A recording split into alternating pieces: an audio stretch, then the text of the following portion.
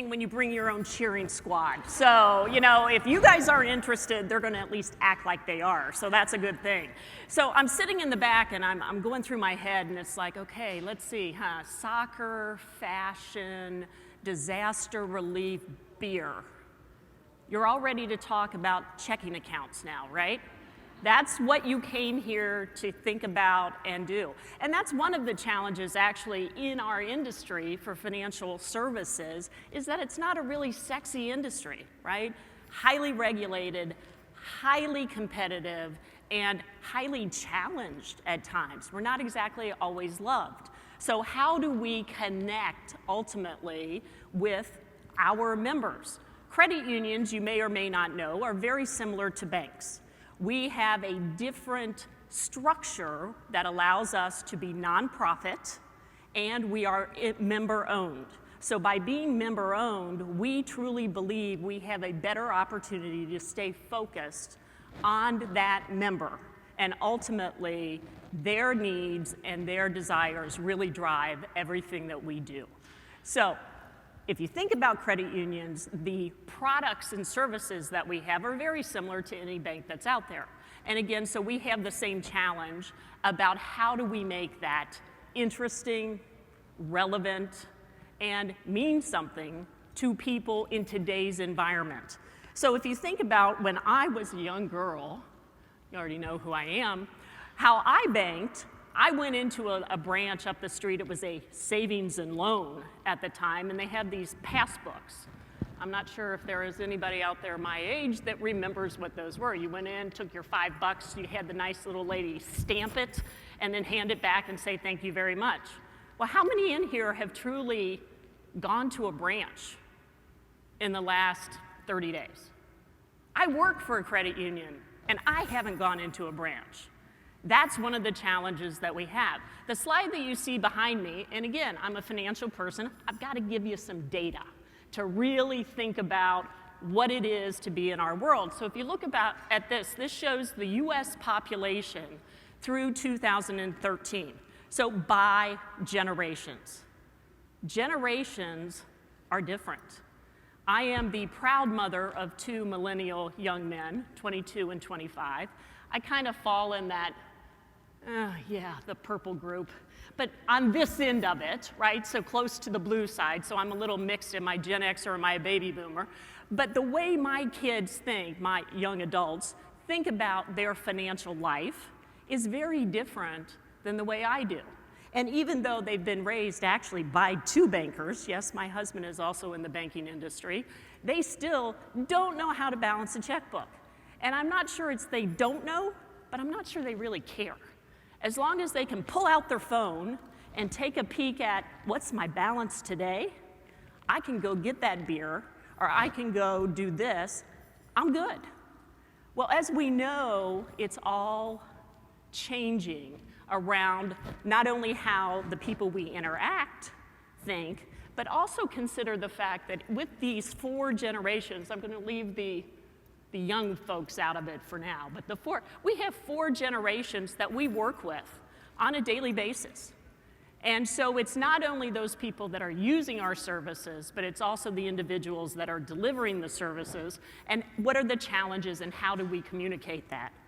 So for us in the financial industry, this gives you a graph of all the various, well, I won't say all, but many of the various channels that we now have to utilize to connect with you guys. And it's different for everyone. Each time we add a new channel, like mobile banking, it doesn't mean branches disappear.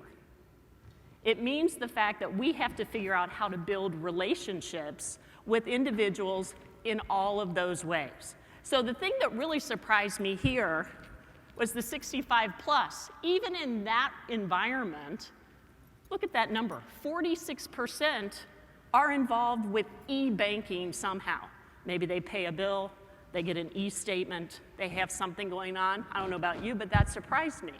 But that's one of the challenges. But as we work through building relationships with our members, what we do for this group and how we talk about things is very different than how we might talk here. These individuals, myself, we actually know what a checking account is. We used to write checks. Millennials, how many people actually write checks today? I got a few hands. That's actually surprising because we have that wonderful iPhone, right? That I can pay my next door neighbor when they watch my dogs. I can split a bill at a restaurant when I go out with my friends, and I can take pictures of checks. So all of those things are making us evolve in the way we connect with each other. So at first I was thinking relationships. How am I going to talk about those and think about it from a financial services standpoint? And really I think it's the same regardless of what industry you're in. For us, it's how do we make things like a transaction account, AKA checking account, seem relevant to people in this day and age. We've heard earlier you have to be careful and listen to your own vernacular. When we talk to our members, when they come in to ask us for assistance, they don't want to talk about a mortgage. They don't want to talk about a consumer loan. They want to talk about that really cool car they want to go buy. And they want to go talk about that first time home that they're going to purchase for their family. So if we're there just talking about financial tools, we're going to turn them off. And we're not going to have the opportunity to ultimately build that relationship. So as we evolve as an organization, we've been around since 1930. Credit unions started out very connected with single employers at the time. And us, if you think about our name, today we are Eli Lilly Federal Credit Union, also lovingly known as ELFCU, ELFCU. And as of the beginning of the year, we are actually progressing our brand and becoming Elements Financial, which you see on a lot of the materials here. Why are we doing that?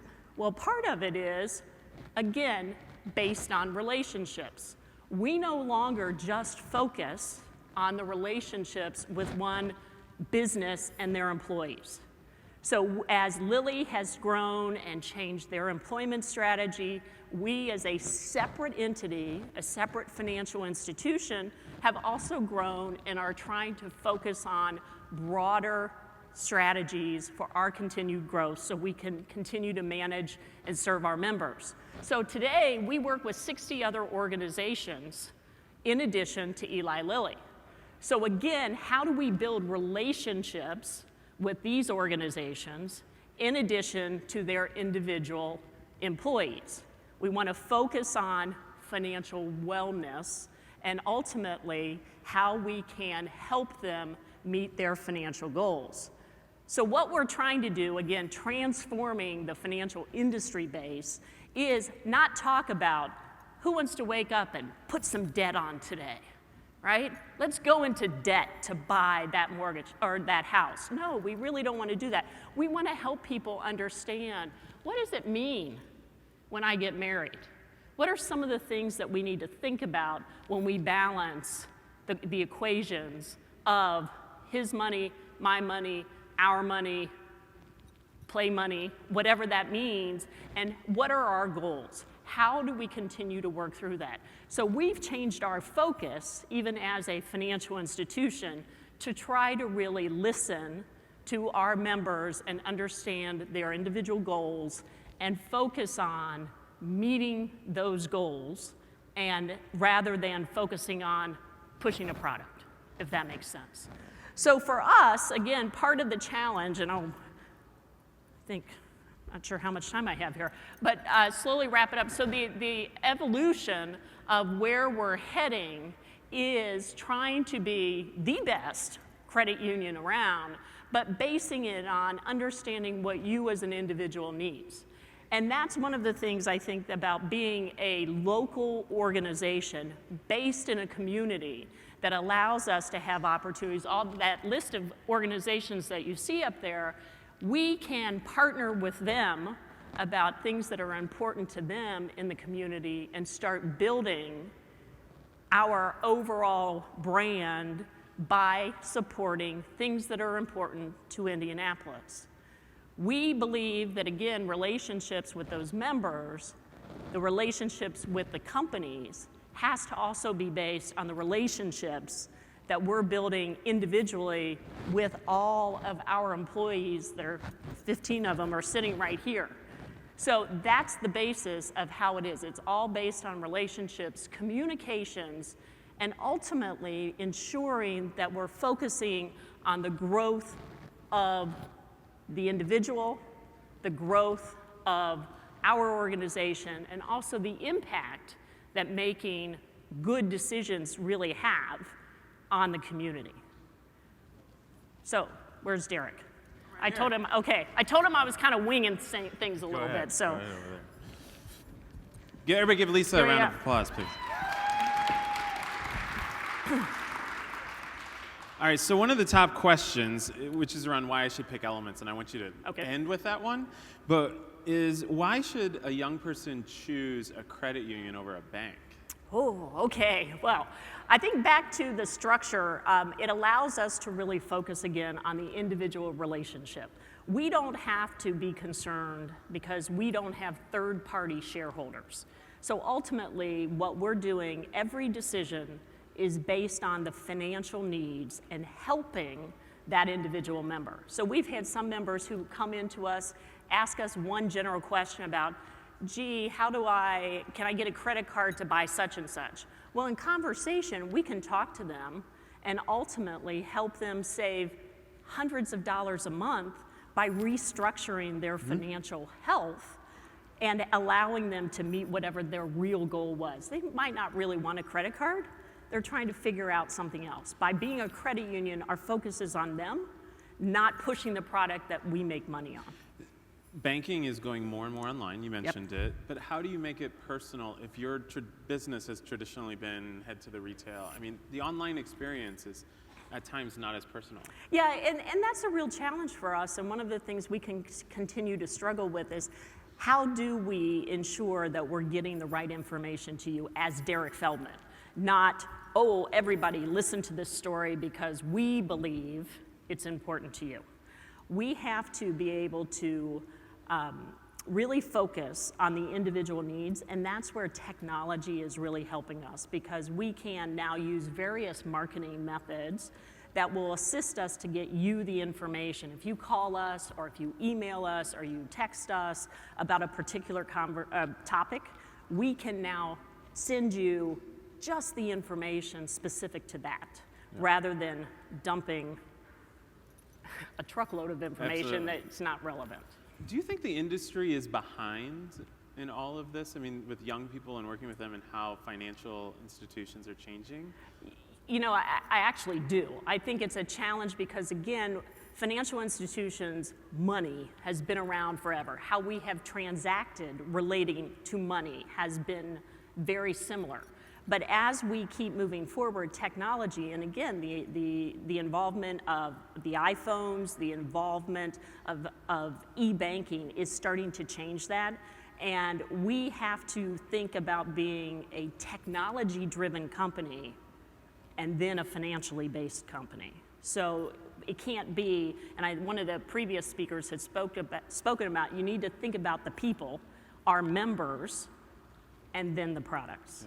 Yeah. So here it talks about how can banking organizations help young individuals, millennials, who are acquiring such student loans. I mean, it's kind of hard, wouldn't you say? It is, and it's interesting because I met with many of these folks on my team before here to ask them from a millennial standpoint, what are their biggest concerns? And student lending was definitely one of the areas that is concerned. We have a team that is focused just on that topic, and so we have many different seminars, different ways we can discuss with them about how they can consolidate loans, how they could potentially go to school without having to take out as many loans.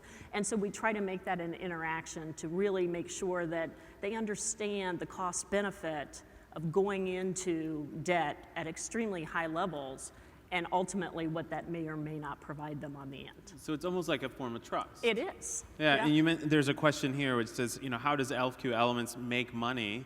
And the handling of it is something that today's generation can trust. Yeah, you know, trust is a big word, and it's something that we've used in various slogans in the past, et cetera, but it's something that has to be earned. And I truly believe that everyone that works in our organization will take the time to sit down with an individual to really understand what is it they're trying to achieve. And ultimately, by knowing that, then we can steer them into utilizing the products that are right for them. We're gonna make money on a loan or different, you know, product, but it's not about what makes us the most. It's what meets your need. And we have to have that conversation. Whether it's a conversation via an online chat or a conversation on a phone, we can work with the individuals to ultimately find the best answer for them. All right, so you got 15 seconds. Okay. Why Elements or LFQ? Okay, Elements, end of a 2-year process to really look at ultimately what we wanted to be our brand. So Elements, think about where we came from. Eli Lilly and Company, the elements of chemistry that they utilize ultimately to make all of the drugs. And as you hopefully saw in the tagline that we showed earlier about 2 o'clock, was it's the elements of our personal lives. Where are we today? Where are we trying to head? And how can we help you meet those goals? And is that the ultimate reason we should choose? Absolutely. All right. Yeah, so. Everybody okay, give Lisa a thank hand you. of applause. Thank you.